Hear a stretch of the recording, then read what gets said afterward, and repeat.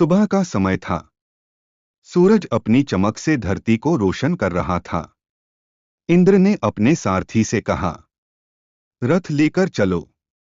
सारथी ने जवाब दिया, अभी तो दिन चढ़ा हुआ है महाराज। क्यों जाना? इंद्र ने कहा, युद्ध का नजारा देखने चलो। आज का युद्ध अद्भुत होगा। उसी दिन अभिमन्यु अपने शिविर से निकलने वाला था। उसने सबके चरण स्पर्श किए। धृष्टद्युम्न ने उसे आशीर्वाद दिया, जीते रहो मेरे लाल। नकुल और सहदेव ने उसे गले लगाकर कहा, जीते रहो। जब अभिमन्यु ने अपने मामा श्री कृष्ण के चरण स्पर्श किए तो कृष्ण ने उसे आशीर्वाद दिया, यशस्वी भव। द्रौपदी ने यह देखा और पूछा, कान्हा, सबने मेरे बेटे को जीते रहो का आशीर्वाद दिया, आपने ऐसा क्यों नहीं कहा?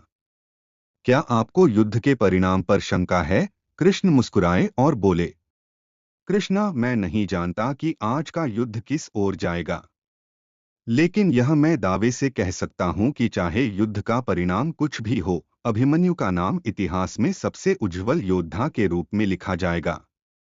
अभिमन्यु का जन्म और उसके पीछे का रहस्य। महाभारत में अभिमन्यु का आगमन भी असाधारण था। भगवान नारायण ने जब छोटे ठाकुर यानी श्री कृष्ण को धरती पर भेजने का निर्णय लिया तो सभी देवताओं ने अपने अंश धरती पर भेजे। सूर्य ने कर्ण के रूप में, इंद्र ने अर्जुन के रूप में और अंजनी कुमार ने नकुल और सहदेव के रूप में। लेकिन चंद्रदेव ने कहा, मुझे अपने पुत्र से बहुत प्रेम है, मैं उसे पृथ्वी पर नहीं भेजूंगा। भगवान ने समझाया, दुनिया क्या कहेगी जब तू अपने अंश नहीं भेजेगा? चंद्रमा ने अंततः कहा, ठीक है, मैं अपने पुत्र को भेजूंगा, लेकिन दो शर्तें हैं। पहली, वह आपके संरक्षण में रहेगा। दूसरी, जब वह 16 वर्ष का होगा तो उसे मुझे लौटा देना होगा। इस प्रकार चंद्रमा के अंश ने अभिमन्यु बनकर जन्म लिया। वह अर्जुन और सुभद्रा का पुत्र था।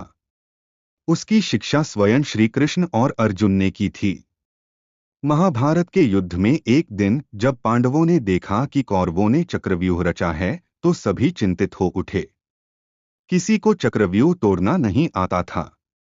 तब अभिमन्यु ने कहा, ताऊ जी, मुझे चक्रव्यूह तोड़ना आता है। जब पिताजी माँ को यह विद्या सिखा रहे थे तब मैं गर्भ में था और मैंने इसे सीख लिया। धृष्टद्युम्न ने पूछा, क्या इससे बाहर निकलना भी आता है? अभिमन्यु ने जवाब दिया, नहीं। जब पिताजी बाहर निकलने का तरीका बता रहे थे तब माँ सो गई थीं। सभी ने उसे प्रोत्साहित किया, तू भीतर जा, हम तुझे बाहर निकाल लेंगे। अभिमन्यु ने अकेले चक्रव्यूह में प्रवेश किया और अद्भुत वीरता दिखाई। उसने कौरवों की सेना को तहस-नहस कर दिया, लेकिन अंत में दुश्मनों ने मिलकर उसे अकेला कर दिया। उस दिन अभिमन्यु वीरगति को प्राप्त हुआ, लेकिन उसकी वीरता ने इतिहास में उसे अमर बना दिया। कृष्ण ने कहा था, महाभारत के युद्ध में जीत और हार से परे अभिमन्यु का नाम सदैव एक उज्ज्वल योद्धा के रूप में लिया जाएगा। अभिमन्यु ने हमें सिखाया कि जीवन के युद्ध में परिणाम से अधिक महत्वपूर्ण है संघर्ष और साहस। उसकी कहानी हर युग में प्रेरणा देती रहेगी।